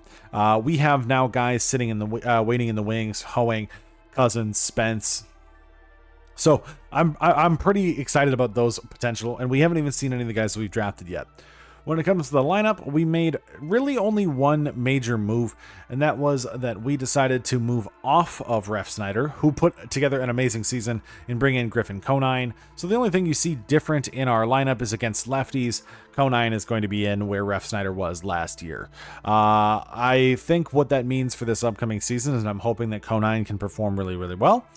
If not, we might need another lefty specific bat. I have one sitting down here in the minors, Daryl Hernandez, which would be great because he's unrenewable. So he's a much cheaper contract, but he has not necessarily performed yet. If he performs well in AAA this year, I'd be glad to bring him up to do that and hit lefties only. And so that's going to be our roster for this year. We're looking for probably around the same amount of wins. I don't know if we're going to be able to pitch to that level. We did technically get a little worse going from Montgomery to Wells. We technically got a little worse going from Ref Snyder to Conine in regards to those, but maybe we got extra development from Herrera, Butler, Soderstrom, and Jacob Wilson, and I'm hoping that extra development will lead us over another threshold. Kurtz might be better too. That's who I'm really hoping is better. And on top of that, we've got guys ready. I think, honestly, our first baseman that we drafted in the first draft, which I don't remember which division he's currently playing in, but Pedro Sanchez. This dude could come up right now, but I'm trying to manipulate service time in case I have the ability to or I have to, and we'll probably bring him up during September unless he is really getting on base really well this season. I'm excited about this. I think he'll end up being good. Same thing goes for Nathaniel well, that was a mess up. Nathaniel Reynolds, who I'm hoping will also be able to perform well. He's kind of more all around. Those are really the two prospects we have. I know we have some pitching prospects too, but I think with Landon Knack, that's kind of that piece. And then Jared Russ is the other one. So if we can see some performance from these guys, maybe they come up this season. But let's see if we can run it back and put together a season like we did last year. It's going to be a tough challenge to do. I don't think we're winning 20 games in a row, or 19. But competing again for a second straight season with this team, which is significantly cheaper than the rest of our opposition, and we're solely going for this on-base percentage and the whip metrics. I like it. I'll probably see you in a couple months. Running it back, 100%, 40-19, 2 months in. Just also, okay, can I ask something? Insane to see this. We are on another massive win streak. We have won 14 straight. Is it something that happens just with the A's? Do you just win a ton of games? Oh, I did not see 2.64 ERA. What the hell? What? 2.64? I don't think I've seen a number that low before. Whoa. Okay. Yeah. So, let's just say this. Whip, phenomenal. I don't care what you do. We have done insane so far just by pursuing whip. Look at the starting rotation. Bradford, amazing. Joey Estes, amazing. Zebby Matthews has been kind of meh. I say meh, 3.45 ERA. 2.73, 1.12, 1.43 from Wells. Okay. Beto has not been good. I think we could trade him if we needed to, but he's a minimum contract. Belozo, good. There's Castro, Tinoco, Barucki,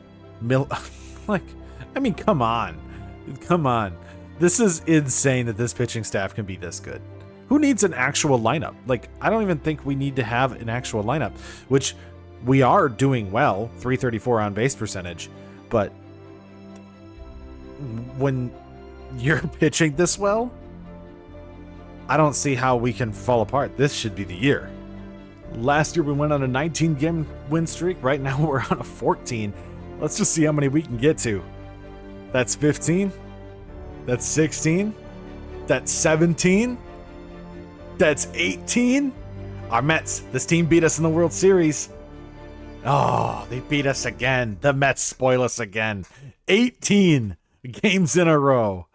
Because of our surprise run to the World Series, we are sitting with pick 29 in this draft, meaning not really in a good position to get much top-tier talent. I'm hoping we can find some. I'm probably going to have to draft pitchers mostly in this draft just to be able to find anything, because a lot of position players are going to go early in the first round. I'm not going to be able to find much.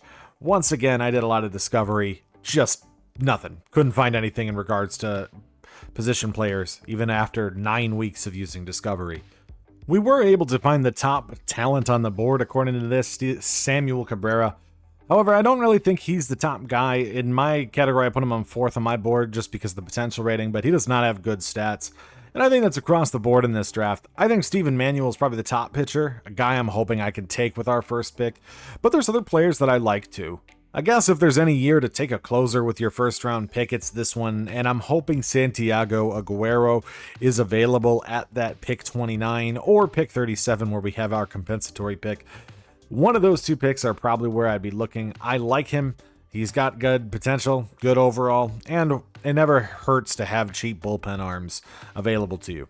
And we did find decent position players. Steven Oka, I think, is a top tier talent that I could possibly get in the late second round. Maybe I'll get lucky. that's what we're going to pursue in this one. I'm hoping he'll still be available. Otherwise, we're pretty much going to be stuck with all pitchers in this draft. So here at pick 29, we kind of have our pick of the litter when it comes to the pitching talent. We still have Steven Manuel, who's second on my board. We still have Samuel Cabrera, who is fourth on my board. And we have Santiago Aguero, who is fifth on my board. I think, respectively, which one is least likely to advance to the next round is going to be Santiago Aguero. So I'm going to take him, and then we're going to take, hopefully, Manuel will still be available when we get to our next pick. And so here at the All-Star break, we are 65-32, significantly better than we were last year at this point, which is crazy to think, knowing that we made it to the World Series last year. Our pitching staff is just unbelievable this year. I'm going to guess we'll probably see some as All-Stars. Looks like Ivan Herrera was a starter. Cody Bradford is a starter for us. This time he is the number 2 because Garrett Crochet is putting together a phenomenal season and actually striking guys out, which Bradford does not. So that's okay. When it comes to the rest of our bullpen, we don't have anybody else. So despite our phenomenal staff, it looks like it's really just going to be Bradford who gets the credit. Ivan Herrera gets an All-Star. Shea Langoliers, who we traded away, ends up getting an All-Star. He's got 21 home runs. Really good season for him. Glad Tampa Bay got something out of him. When it comes down to the rest of our team, I'd be curious to see if we had any.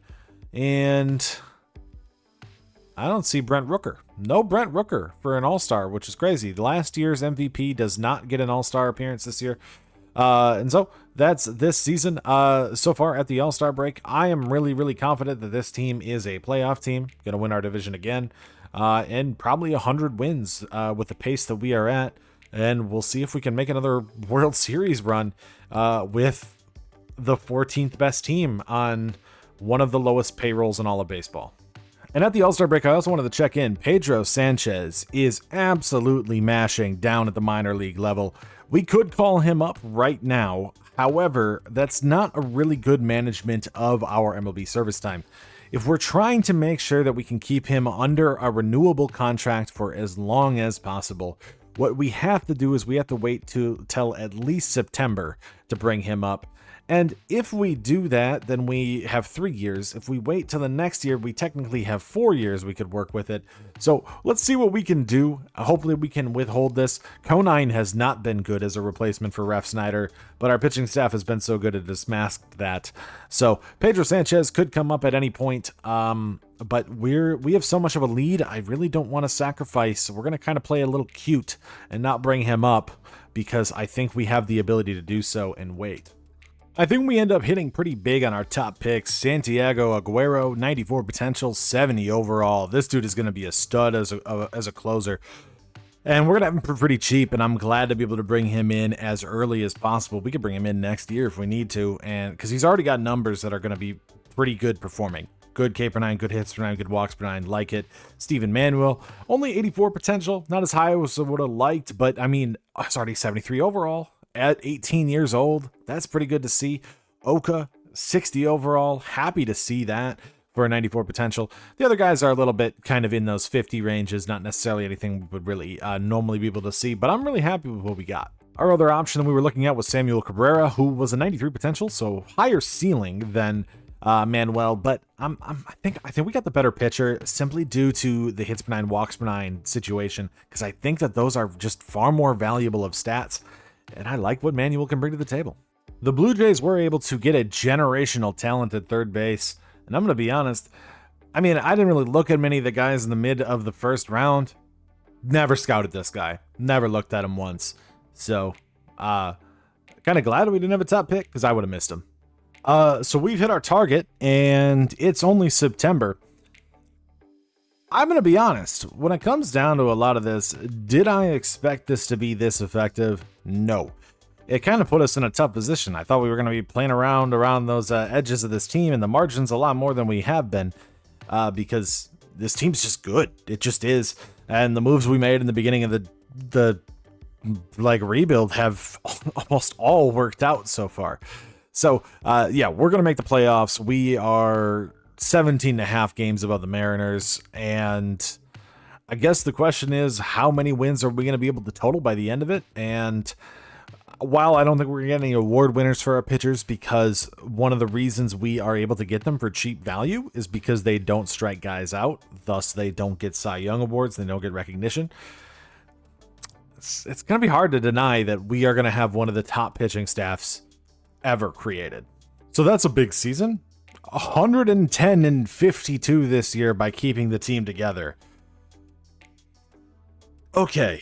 I think I feel like I'm just giving you like caveats and stuff. I'm not really believing how well this is working. Whoa! Mike Trout got an MVP in his age 35 season. Also, this is 4th MVP. Shout out Mike Trout, 47 home runs, beating out Aaron Judge and Corey Seager in the AL. Cy Young goes to Garrett Crochet, 2.19 ERA, 2.35 in strikeouts. I mean, phenomenal season across the AL. A lot of really good pitching this year. When it comes to the NL side, the Diamondbacks. Top 3, Corbin Carroll, Kyle Schwarber, Ketel Marte, all with 40 home runs and 110 plus RBIs. That is a powerful offense. Most of the offense in the league must have just been on the NL side and all the Diamondbacks. Carroll wins his first MVP, Cy Young, and they had the best pitching. Corbin Burns with the Cy Young too, his second Cy Young with a 3.19 ERA for them. They must be very, very good. Also, funnily enough, for a second straight season, we don't hit our hits or our runs scored total goal that we wanted to set, but we significantly beat our pitching total that we were going for. I think one thing is MLB the Show's numbers are going to be a little bit more pitching heavy, and I think that's why. So all our numbers are a little bit lower than where we're supposed to be. But, I mean, if we were just shooting for the 124 run differential, we knocked that out of the park this season. Almost doubled it, honestly. And our inverse, the Arizona Diamondbacks, 853 runs scored. I mean, I kind of want to see them in the World Series, but they didn't even win their division. Dodgers beat them. We have some league leaders: Edwin Uceta in saves and Cody Bradford in whip, and 4 hitters, Ivan Herrera with hits, 197. When it comes to the AL side, he didn't win the batting title, though. That goes to Vladimir Guerrero Jr., who hit 319 for the Blue Jays. But 197 hits gets him one more than Bobby Witt Jr. and over the top in the AL. When it comes to home runs, your leader was Mike Trout with 47. I see Soderstrom down there in 40, as well as Big Christmas down there in 4th. Didn't expect to see him there. And then Gunnar leads in RBIs with 116. The saves leader, Edwin Uceta, with 59 saves on the season for us. And, I mean, that's what happens when you win 110 games. Your closer gets a lot of appearances, a lot of opportunities. ERA leader goes to Garrett Crochet with the 2.19. Bradford was 3rd in that department. And when it comes to strikeout, Garrett Crochet led the way by a lot, 235. On the NL side, Corbin Carroll led the way with the batting title, hitting 328 for the Arizona Diamondbacks, also getting 207 hits for that team as well. When it comes to home run leaders, he was just beat out by Kyle Schwarber with 45 home runs and led in RBIs, so that extra home run by Schwarber takes away a Triple Crown opportunity for Corbin Carroll. But I think the Diamondbacks are pretty happy with that level of offense. Saves leader on the NL is Ryan Helsley, now with the Pirates with 47 saves. ERA crown goes to Tarek Skubal with a 2.51. Also, Nixon Barty, first round pick in 2025, was second in that category. Strikeouts, Tarek Skubal also led the way, 188 in the NL. So I think this is a sign for things to come that we're going to see regression after this, but Valente Beloso does get sent down. He ends up with a 2.17 and a 1.12 whip. I'm guessing that means the game thinks they're going to regress because he was phenomenal this year, coming mostly out of the bullpen, and then he did start 5 games after Bradford got hurt a little bit. Zebby Matthews also got sent down. He did not have a good season. 4.77 ERA, 1.36 whip. Was the weak link, I think, of our rotation. Anybody else get sent down? Miguel Castro got sent down, but 2.78, 1.17 whip. I mean, he's right within our numbers of what we were looking for from him. I'm curious, is that, I mean, it's a zero WAR player, I guess. Probably not worth the $2 million we're paying him, and I didn't have Jake Cousins up. So MLB, they sent Gasser up, okay. Tyler Wells, not necessarily that great either, 4.28 with a 1.48 whip. Okay, I mean, when we're talking about trying to get a deal for Jordan Montgomery, I think we did. Moving from the $11 million of Montgomery down to the $3 million of Tyler Wells, I'm pretty happy with what we did there. But the rest of the bullpen, Tinoco, 1-1-1 whip for him. Baruki, ooh, that's a good deal that we got. 65 innings, 1.24 ERA, .98 whip. That was a really good signing. Glad I made it and got him a good pickup there. Hoeing came up 1-4 with a .88 whip, 0.98 whip for Tyson Miller, 1 for Tim Herron, who I was considering trading. Glad we didn't. And then .91 for Uceda, 248 with a .91, 50 strikeouts and 59 saves. He didn't get reliever of the year either. That's crazy to me. Osvaldo Bido, 3.81 with a 1.51 whip. The whip is really high, but small sample size. He was pitching really poorly in the first half of the season. I sent him down. He ended up like having, I think, in AAA, I think he started 9 games and had a .9 ERA. So I had to bring him right back up. Maybe he's a quadruple A type player. But I guess that the poor season maybe will mean that we can get him cheap on ARB next year, but I don't know. Joey Estes, another amazing season, 279, 105 whip. I mean, this is a cheap player. If you were trying to get somebody in your own franchise and trying to find somebody like, this is insane performance for 3 straight years in the whip category for a guy who's just a C potential pitcher. JP Sears, 317 with a 116 whip, and Cody Bradford, 237, 106 whip. He doesn't strike guys out, 121. So his WAR probably, I mean, it's still 3.7 more. But 2 All-Stars, he's been phenomenal. Never would have thought I would have got him this good. I don't think he's supposed to be an 87 overall. I think he's just pitching out of his mind. I think his potential was probably around 81 or 82, but he was just performing so well. He jumped up a lot. Potential does go up, and it can go up a lot, and I think we're seeing that out of Cody Bradford because dude is a stud. Nick Kurtz has another disappointing year. I'm really hoping I can see more out of him, but I just haven't. And I think we might have to trade him, even though I do know that he should be a good player. He just has not performed for us this season, so far in this rebuild at all. And I was hoping we would see a boost up this year, and we just didn't see it. In fact, it looks like he got kind of worse across the board this year. So not really excited with that. I really like him. I like his swing, especially in like diamond -4 WAR. Yeah, he's going to have to stay down. We're going to have to trade him. He's not worth that time. Will Wagner got sent down. He was okay, 252 with a 308 OBP. Not necessarily the greatest. And then I think that's it for guys that we had there. Pedro Sanchez will come up next year. For our lineup, Griffin Conine, 258. He ended up getting a 301 OBP. Nowhere close to Ref Schneider. It was 400. But I guess it ended up being serviceable. I think that was a bad trade in our department for that one. Nathan Lucas, 351 OBP. So he ended up getting a big boost. Glad we kept him. Small sample size, though. Then Monasterio, 213 at-bats, 282 average, 347 on base percentage. And we still have him on a really cheap deal for the next couple of years. In our actual lineup, Jacob Wilson, 302, 11 home runs. He is now starting to also get some walks, 355 on base percentage for him, too. I really like this dude. Ivan Herrera is, he was kind of a must-have. This dude is a perfect on-base percentage machine in this game. Amazing catcher for us. 197 hits, 401 OBP. Brent Rooker had a down year after his MVP. 29 home runs, 161 hits, 319 OBP. So significant drop-off from where he was the last 4 years. Don't like to see that. Was honestly just a .8 WAR player. Was not worth his money. Technically, we probably should have traded him, I guess, off the MVP realistically, but you can't really do that. Rooker's kind of the franchise. I think he's who people identify with the A's, so you can't get rid of him. Tyler Soderstrom, amazing season. 40 home runs, 276 average. He's going to be expensive. 362 on base. He now has A potential as well. Zach Geloff, 274, 24 home runs, 339. I even think he had a gold glove, too. One of the best defensive second basemen. Is mainly a righty specialist. Lawrence Butler, 245, 24 home runs, 325 on base percentage for him. Evan Carter, 262 with 19 home runs and a 335 on base percentage. And Weston Wilson, 283, 355 on base percentage as a lefty specialist. This team is really, really good. I think we had a little bit of an underperformance from Brent Rooker. And playoff time. Kurtz isn't going to come up, so I think we're just going to have Lucas in that spot against righties, and I'll find something else to do to plug the holes, because I'm not bringing Kurtz up. I think I'm trading him in the offseason. We are taking on the Detroit Tigers here in the ALDS. They have a much better pitching staff. They don't have Scooble anymore, but it's still the Detroit Tigers. They have a phenomenal staff and a phenomenal bullpen. I say that as if we weren't the best pitching staff, like, ever this year, but, you know, let's hope we don't disappoint.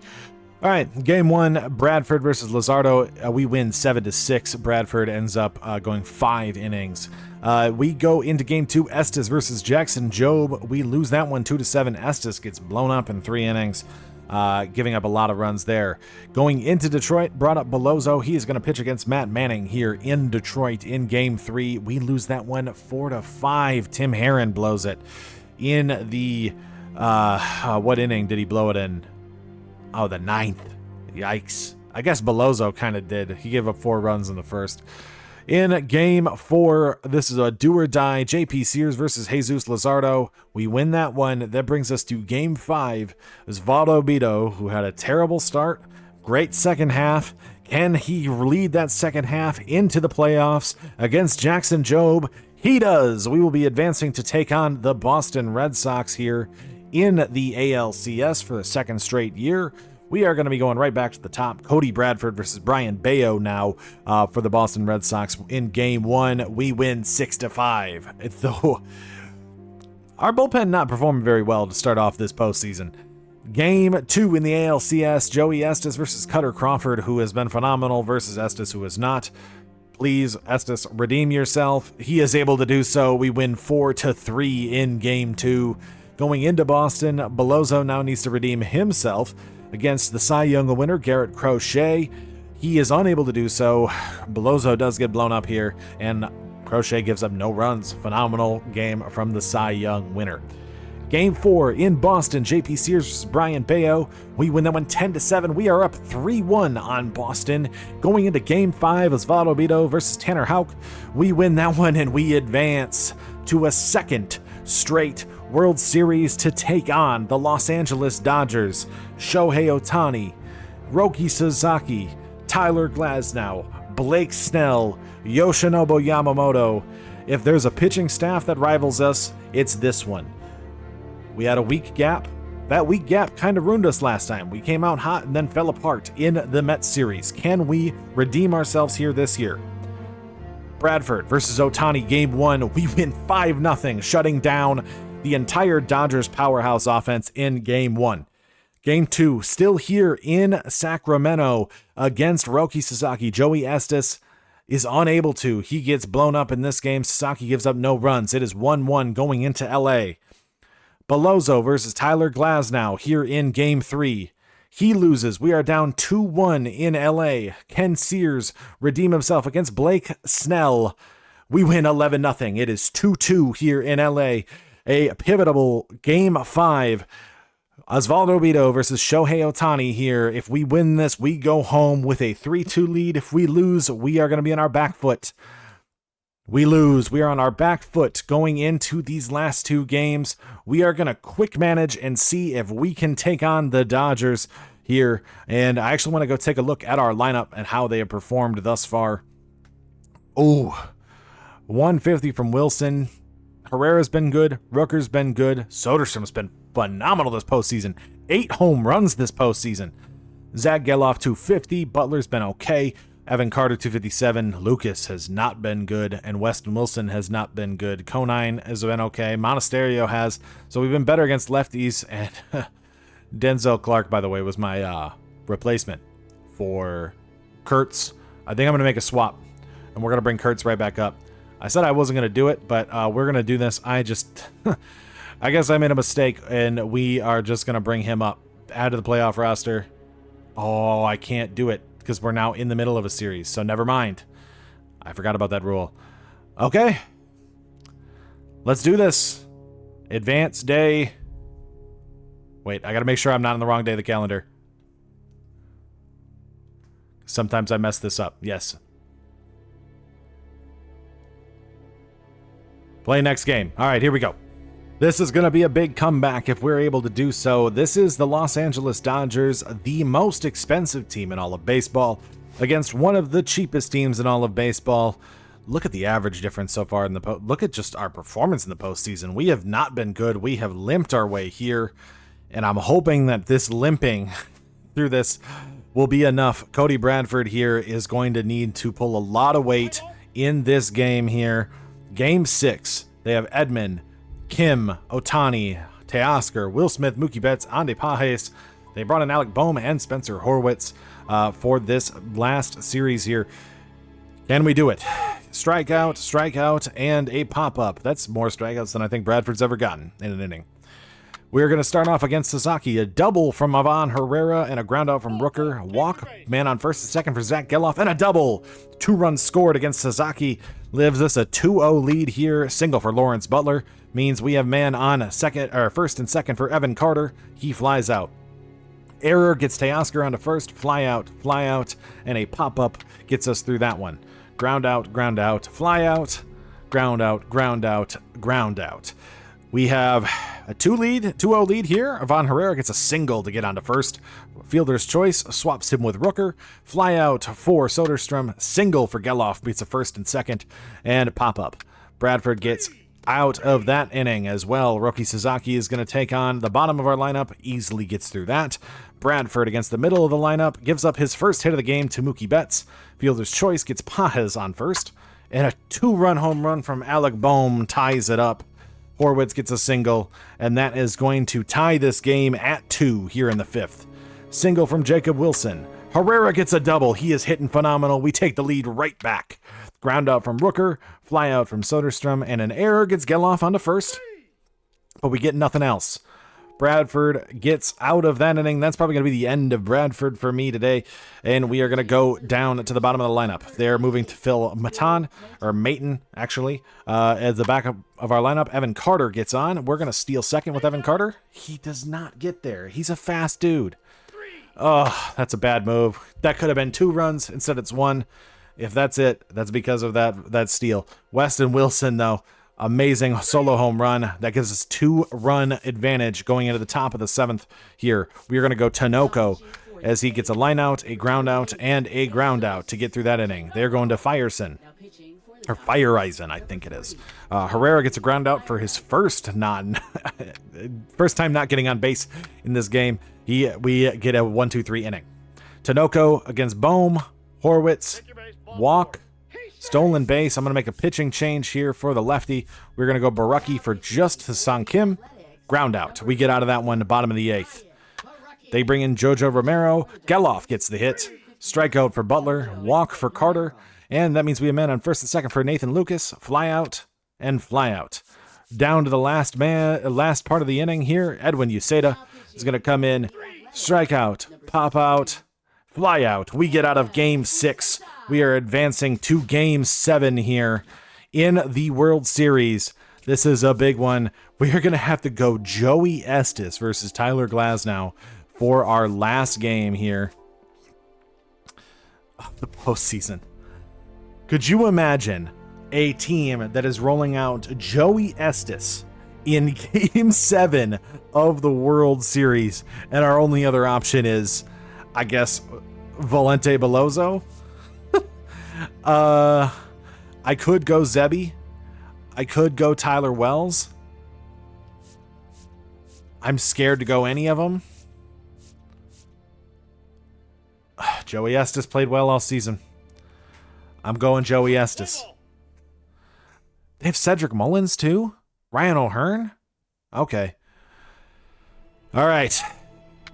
Ground out. Single. Fielder's choice. We get out of the first inning. That's already scarier. Ground out. Strikeout. Walk for Rooker. Walk for Soderstrom. And strikeout. Walk. Pop out. Double play. We've given up 1 hit so far. Estes is making his way through. We might be heavy in the bullpen this game. Carter gets on. I'm not going to try stealing. Good thing I didn't. Nathan Lucas, 2-run home run. We are up 2-0 here in Game 7 of the World Series. Strikeout for Weston Wilson. Joey Estes is going to have to just maintain. Cedric Mullins gets a solo shot. It is now 2-1.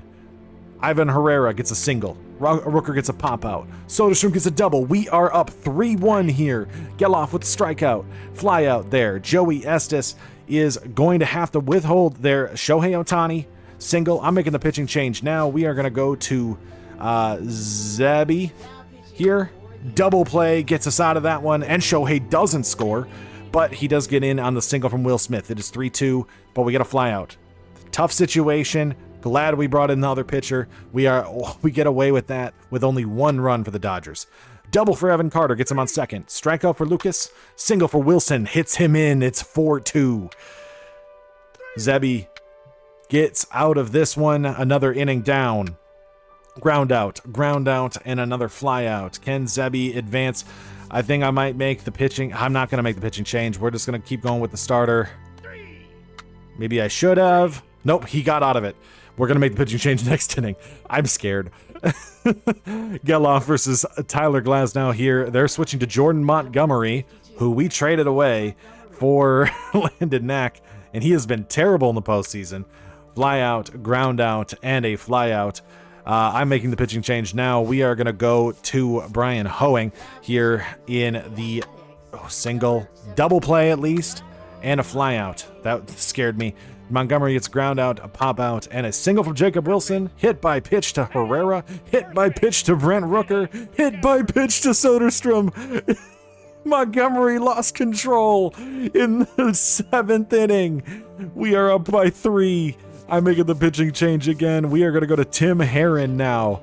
Ande Pages strikes out. Mullins strikes out. Kim strikes out. Herron strikes out the side going into the bottom of the 8th.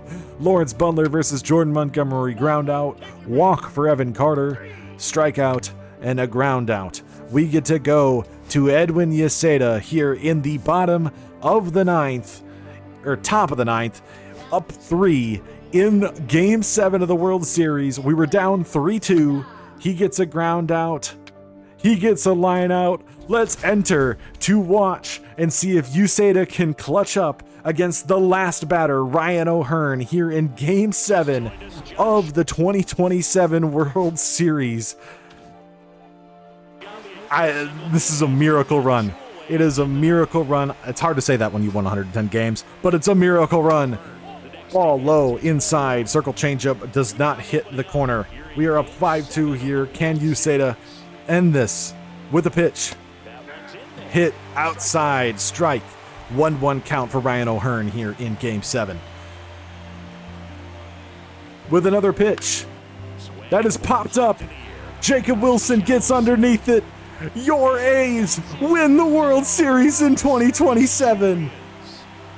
A team of margin call players, and I guess the core of the A's ends up getting there with one of the greatest pitching staff and performances ever, one of the best underrated bullpens and cheap bullpens we've ever seen put together, a lot of really good role players, and we do it upsetting the Los Angeles Dodgers in the 2027 World Series.